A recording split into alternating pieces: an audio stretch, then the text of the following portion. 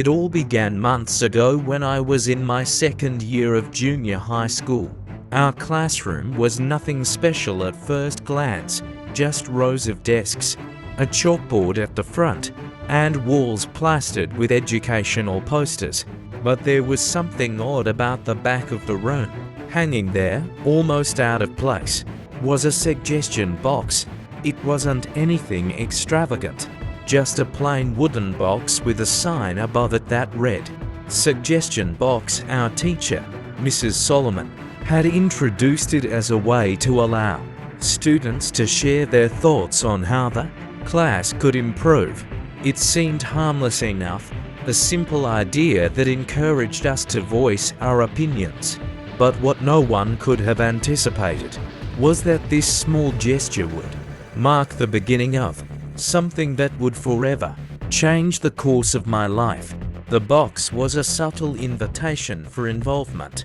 Each of us, from time to time, would anonymously drop a note inside, hoping to see change, maybe better lighting, maybe more breaks, or perhaps a new seating arrangement. Little did we know that the box, meant for suggestions, would soon become a symbol of death itself. One morning, I entered class to find something that made my stomach twist with unease. The sign above the suggestion box had been altered. The word "suggestion" had been scratched out and replaced with the word "death." It wasn't subtle or hidden in any way. The word was written in bold, dark letters, and it seemed to stare back at us ominously, as though daring us to confront it. At first, a few of the students chuckled, thinking it was just a prank. Some shrugged it off as one of Derek or Jamal's typical mischiefs. But there was an unsettling energy in the air. I could feel it. The laughter died down quickly. Some students grew visibly uncomfortable, exchanging uneasy glances. I couldn't shake the feeling that something was very wrong. There was no doubt about it. This wasn't just a joke. There was something deeply sinister about it. As expected, the rumors quickly began to swirl around the class. Derek and Jamal were the prime suspects.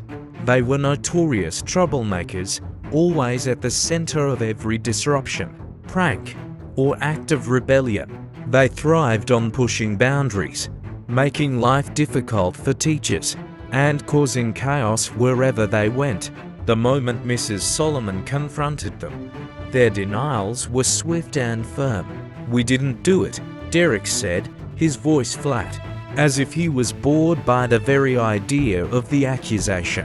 Jamal merely smirked, shaking his head.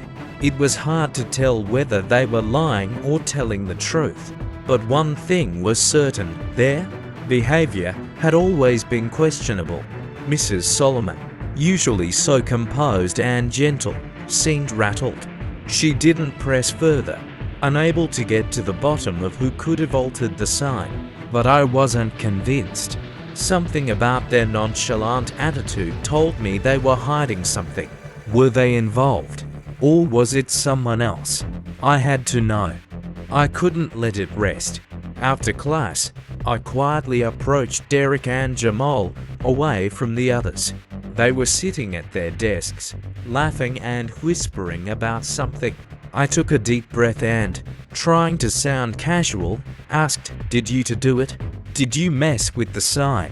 Their eyes met, and for a split second, I saw something flash between them. Was it guilt, or just nervousness? Jamal shrugged carelessly, but there was an edge to his demeanor that made my blood run cold. Derek looked up at me with a steady gaze, his voice even as he responded, "No, we didn't do it. We don't even know who did." But I could see the way his hand clenched around the edge of his desk, a nervous tick that made me think otherwise. It didn't make sense. They were lying. I could feel it. But no matter how many times I asked, they stuck to their story.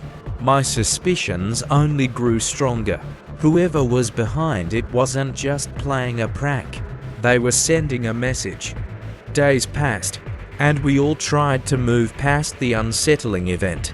The classroom went back to its usual rhythm, but the air was thick with unspoken tension.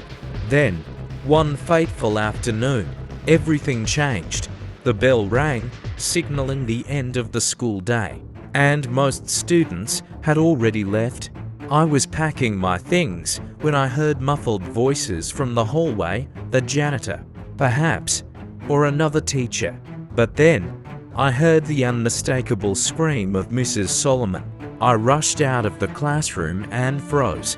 Derek was hanging by the neck from a beam in the ceiling. His body swayed slightly, the lifeless eyes staring vacantly. The room was silent, frozen in shock. How could this have happened? Why would Derek do this? The shock spread through the school like wildfire, but it was the note left behind in the death box that made my skin crawl. Sorry for annoying everyone in the class. The message was chilling. It didn't add up. Derek had always been the life of the party, never one to show signs of depression or despair. What drove him to this? Just as we were beginning to process Derek's death, we were hit with another tragedy. A few days after Derek's funeral, Jamal was found in the same way, hanging from a beam in the classroom, his body lifeless and cold. The note he left behind was almost identical to Derek's. Sorry for annoying everyone in the class. This couldn't be a coincidence. The eerie similarities between their deaths made my blood run cold. Both boys had died in the same manner. Both had left behind the same haunting note. Was this really suicide? Or was something far darker at play? I couldn't understand it. The classroom, once a place of learning and camaraderie, had become a haunting reminder of loss. It was no longer a place of safety. It had become a place of fear. The death of Derek and Jamal shook us all to our core. The school was never the same after that. Students spoke in hushed tones, and the walls seemed to close in around us. I couldn't bear the thought of returning to that classroom, so I transferred to a new school. The idea of starting fresh, with new faces and new experiences, seemed like the only way to escape the nightmare. But no matter how much I tried to distance myself, the memories of what had happened haunted me. I couldn't shake the feeling that something wasn't right, that something was following me. The new school was a strange place, but even in this new environment, I couldn't escape the creeping fear that had taken hold of me. One evening, as I sat down to relax and watch TV, I was hit with the most unexpected and horrifying news. The screen flashed with breaking news. Teacher suicide. My heart stopped. It was Mrs. Solomon, the teacher who had been so kind, so gentle, the one who had guided us through our school year, was dead. She had taken her own life, but the worst part was yet to come. As the news anchor spoke, I felt my blood freeze in my veins. According to the report, Derek and Jamal hadn't committed suicide. They had been murdered by Mrs. Solomon. That news said she had been the one to kill them, leaving behind a note. I always wanted to know what it would feel like to kill. Sorry for all the fuss, Mrs. Solomon, the woman we had all trusted. The woman who had been there for us, guiding us through our lessons. She had been hiding a dark secret. The truth was more terrifying than I could have imagined. As the news report continued, I could hardly believe what I was hearing. Mrs. Solomon had been hiding her twisted desires all along, and we had been too blind to see it. I had been just as much of a target as Derek and Jamal. What if I had stayed?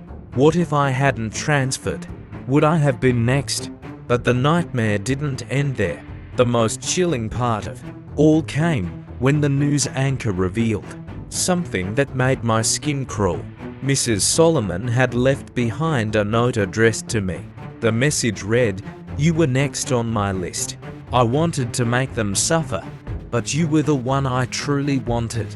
I froze. How did she know who I was? How had she singled me out?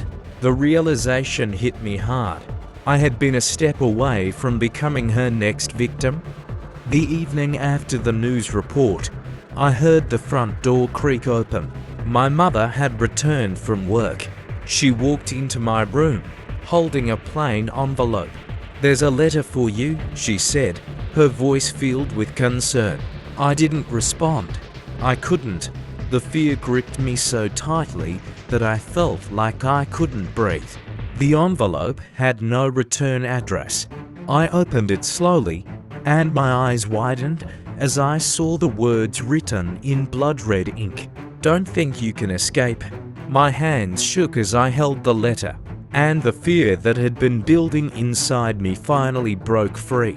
The feeling of being trapped, hunted, was all-consuming. 15 days have passed since then, and I haven't left the house. I can't. The terror of what might be out there, waiting for me, is too much to bear. I feel like I'm being watched, followed, like something terrible is coming for me.